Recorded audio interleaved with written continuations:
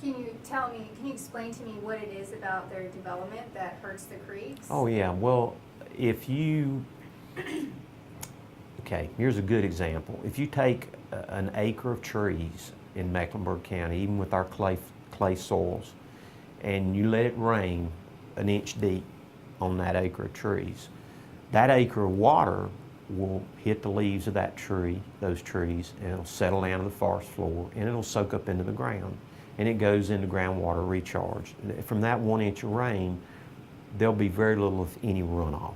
It just goes back into the natural environment. That's what it's supposed to do. If you cut down that acre of trees and you put an acre of asphalt on it, that same 1 inch of rainfall produces 27,000 gallons of water. That 27,000 gallons of water in the summertime is very hot. It also has oil drippings, tire wear, brake pad wear, antifreeze drippage, anything that was spilled, dumped, birds that use the bathroom over it and it drops onto the asphalt, there's bacteria. All those things which would have been bound up in the soil and settled slowly down and filtered through the ground now are carried by that rainwater to a pipe that runs straight to a creek. Not only do you have all those pollutants, but you have 27,000 gallons of water that is unnaturally piped straight to a creek that is unnaturally hot. And now that creek, which is a natural system, is going to try to react to all that added flow. So it's going to cut its banks out, trying to make room for that fast-moving water. It's going to scour out all the aquatic habitat that's in there. It's going to dump all that mud in the creek, and it's going to carry it downstream where it's going to bury the aquatic habitat down there. It just kind of like takes the natural environment and shoots it in the head with a rifle. You know, just everything goes out of whack. And so if you want to do that, if you want to cut down that acre of trees and you want to put the acre of asphalt in there, you've got to do something to try to at least get some of that natural system back. So what we do is we put in ponds to collect the water, to slow it down and let it into the creek slowly.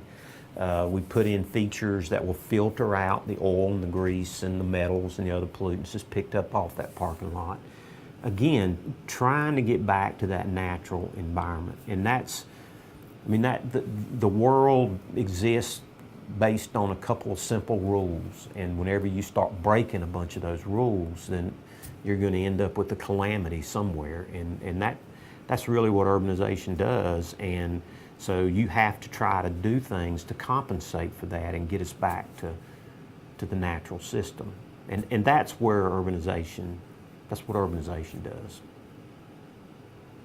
What would you might tell today's version of 8-year-old Rusty Rozzelle who's playing in a creek? Would you tell that little 8-year-old, don't play in the creek, that water's dirty? No, I wouldn't tell them that.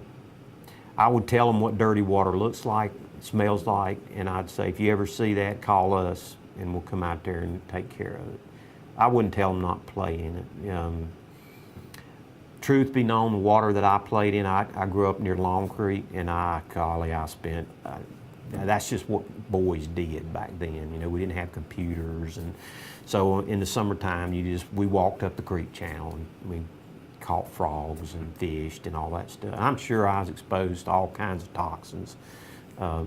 Probably not a good thing, but I think it would have been even worse had I not had that life experience of getting to enjoy the creek. So I wouldn't tell my child to stay out of the creek. I would educate them and inform them as to what to look for and tell them to have fun.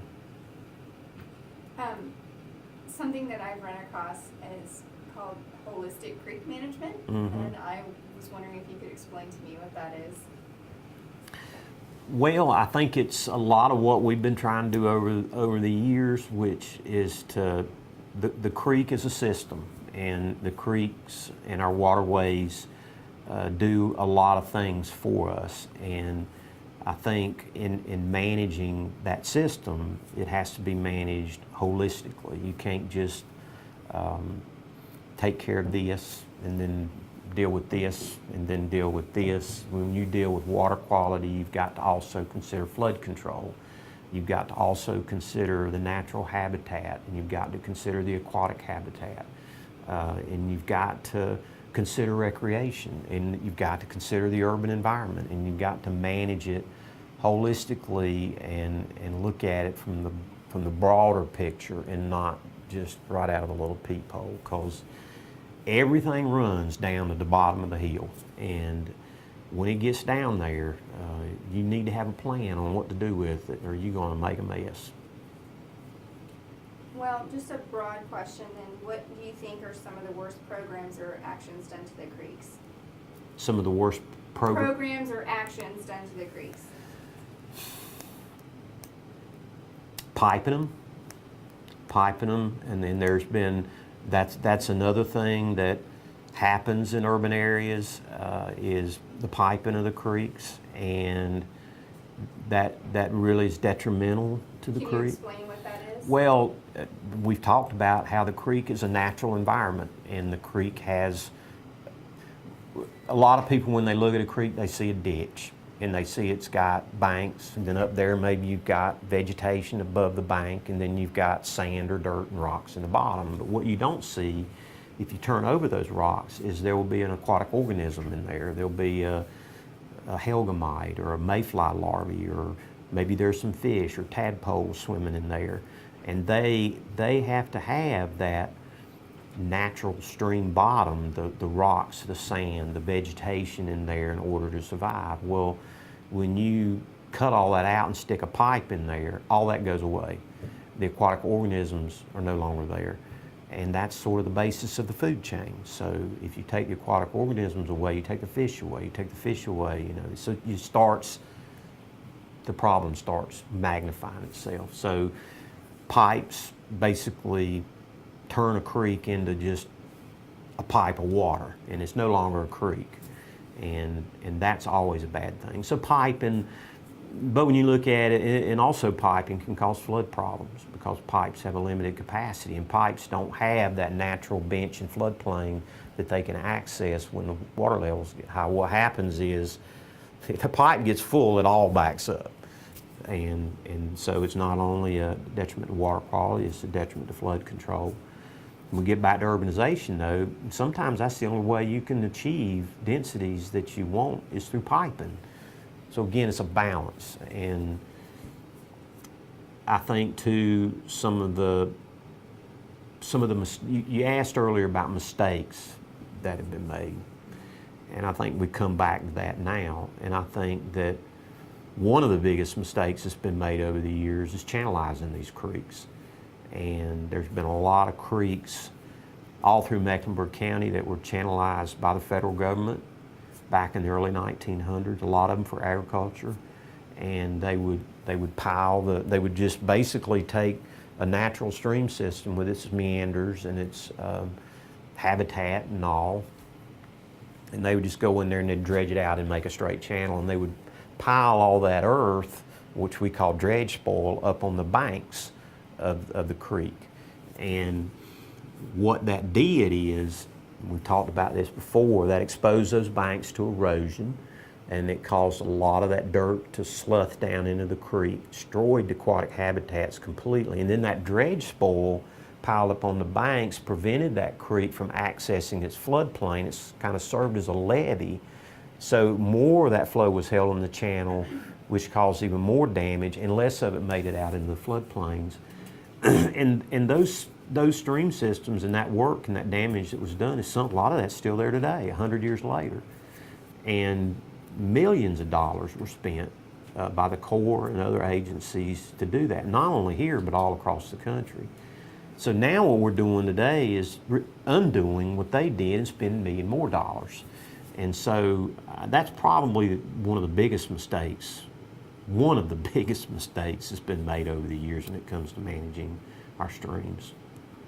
Are there any places in Charlotte or Mecklenburg where someone could still see that channelized? Oh, yeah. With the dredge spoil? Yeah, up in McDowell Creek, we've done a lot of stream restoration work up there, and we've got pictures of sections of stream where the banks are as high as this ceiling, and the water in the bottom is a channel about this wide. and you can see the dredge spoil on the other side. And we have before pictures like that, and then after pictures where we go in and put the meanders and lay the channels back so the stream can access the floodplain and act like it's supposed to. Are there any creeks where y'all hadn't gotten to Mhm. restoring it yet? Where Mhm. someone could go have a look at Yeah. old ways? Yes, there are. What's some examples? I'll have to get back to you on that. But McDowell is definitely one of the streams. I'd have to let you know what addresses to go Yeah. to. Okay, so then what's the best thing that has been done for the creeks? That you think? Yeah, that I think buffers are one of the best things that we've done. I think that certainly the post-construction ordinances that we've adopted, which requires new development to put in structures like ponds to collect stormwater, remove the pollutants and address the elevated flows before allowing it to enter the stream. I think certainly that's one of the very best things that we've ever done. I think that a lot of the work that we do trying to restore our stream channels, restoring our floodplain, improving the access of the channel to the floodplain, restoring the natural systems out there are extremely important and have done a lot to try to improve water quality. I think that our volunteer programs that we do, we've got thousands of people that come out and plant trees and buffers every year and that volunteer in our other programs, and I think that does a lot to help water quality, but also to increase awareness and commitment on the part of the citizenry to try to improve water quality. How successful has been bank restoration? Like, is it working, or 'cause we're doing all this, work to try to get these streams back? Mhm. Are they staying, how they're supposed to? They are staying. Once we do it, we go back and inspect them, and we fix whatever problems are there. We try to learn from any mistakes and try to make sure we don't repeat them, but they are staying, and they are working. The problem is, it is just so very expensive. It is incredibly expensive to do that. It's not only expensive, but it's very hard to get easements onto properties to be able to put those meanders back in. So there's no way we can restore them all. And I think what we've got to do is try to focus on areas where we can achieve the greatest benefit. And that's a challenge, identifying where those are. Today, what do you think are the biggest pollutants in streams? Today, the biggest pollutants in our streams are the non-point source pollutants. And those are these stormwater pollutants that wash into the creek off the parking lots and the roads. And I think another one of our biggest pollutants is the actual flow itself and the damage and the scour that when I say scour, I mean cutting away at the banks and the bottom of the creek and destroying that aquatic habitat. When you physically just go to look at some of our urban streams, you can see how cut away they are and how they look more like a ditch than a creek. As a matter of fact, I think particularly people maybe spent their whole life in an urban environment, maybe don't even know what a natural stream system is supposed to look like. And I think that has done a huge amount of damage. The increased volume and velocity of water that our stream channels are having to deal with today, I think probably is one of the biggest problems that we face. And I mean, it's a problem that the solving of which is huge, because you've got, I don't know how many hundreds or thousands of acres of asphalt that there is in Mecklenburg County, but there's a lot of it. And the smallest of small percentages of that are receiving any kind of treatment for water quality or water velocity or water volume. And what do you do? I mean, what do you do? What you do is you have to go back in there and retrofit these structures, or wait until redevelopment occurs and then require the new development to put in those structures. Well, either case is tremendously expensive. I mean, we're talking billions of dollars would have to be spent just in Mecklenburg County to begin to try to address our sins of the past. And that's a hard pill to swallow for anybody. Are there any areas of the creeks now that you would consider not necessarily pristine, but are still in their natural condition, or that have been back to their natural condition and they look natural? Are there any areas like that in Mecklenburg County? Yeah, if you go down Beatty's Ford Road, you know, where Mount Holly Huntersville Road, like you're going to Latta Park up there, and you go past, I think it's past Latta Park, down Beatty's Ford Road, Gar Creek crosses under there. If you walk upstream, that is the best water in Mecklenburg County. It's as close to pristine as anything we've got. And it's draining areas that are largely undeveloped. And that was one of the streams we targeted as part of our watershed protection ordinance to keep